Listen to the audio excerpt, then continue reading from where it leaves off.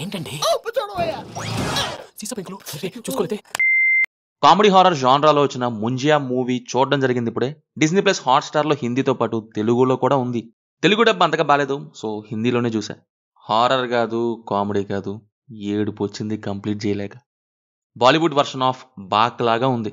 అంటే folklore, cultural type థీమ్‌ని horror కోసం యూజ్ చేసి తీసిన ఈ ఫిలిమ్స్ థియేట్రికల్ వైజ్ బాక్ టార్చర్ చేస్తే, ఓటీటీ వైజ్ ఈ ముంజియా టార్చర్ చేసింది.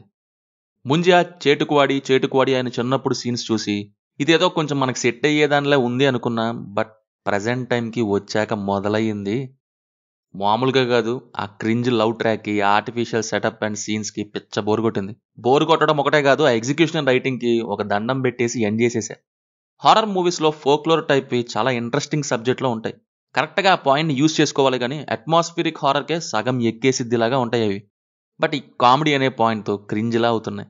ఎక్కడ నవ్వాలో ఏం అర్థం కాని సిచ్యువేషన్ అంతా. వరల్డ్ బిల్డింగ్ డెడ్ అయిపోయి సోది సీన్స్తో సూదులు దింపుతున్నట్టుగా అయింది.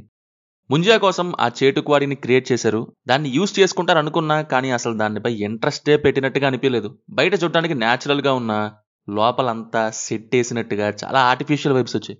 ఫస్ట్ హాఫ్కి ఏంటి గోలా అనుకుంటే, ఇంకా సెకండ్ హాఫ్లోని ప్రొసీడింగ్స్కి పూర్తిగా అవుట్. స్టార్టింగ్లో మున్ని అంటుంటే ఏదో అయ్యిద్ది అనుకున్నా.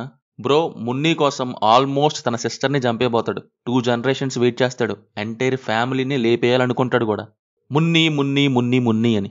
ఇప్పుడు ఓల్డ్గా అవ్వటం, గ్రాండ్ డాటర్ అయిన బేలా ఫేస్ సేమ్ అవటంతో నీట్గా బేలాకి షిఫ్ట్ అయిపోతాడు.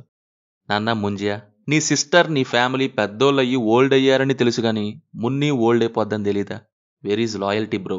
మున్ని కోసం అన్నీ చేసి బేలాకి షిఫ్ట్ అయిపోయావు సేమ్ ఫేస్ అని. దయ్యాలకు కూడా లాయల్టీ ఉండదన్నమాట. Okay, horror scenes Hotstar kids కోసం పెట్టినట్టుగా ఉంటాయి. అందుకేనేమో హాట్‌స్టార్ బాబాయ్ కొనేశాడు, మనకు సరిపోయే సరుకుందనుకొని కిడ్స్ సెక్షన్లో పెట్టకుండా మెయిన్ సెక్షన్లో పెట్టి నన్ను బుక్ చేశాడు. పర్ఫార్మెన్సెస్ వైజ్ ఎవరిది యాక్టింగ్ పెద్దేం లేదు. బీజిఎం అండ్ సౌండ్ ఎఫెక్ట్స్ అయితే బాగున్నాయి. 2 songs కూడా. ఫైనల్లీ నా వరకు ఇదేం బాలేదయ్యా Bittu. No adult scenes, no bad language. Streaming in Telugu on Disney Plus Hotstar. చాలా మంది సినిమా ముందే చూసుంటారు. మీకు ఎలా ఉందో కింద కామెంట్స్లో మాతో తప్పకుండా షేర్ చేసుకోండి. రివ్యూ నచ్చితే మన ఛానల్ని సబ్స్క్రైబ్ చేసుకోండి. Will meet in next video. Thank you. జై హింద్.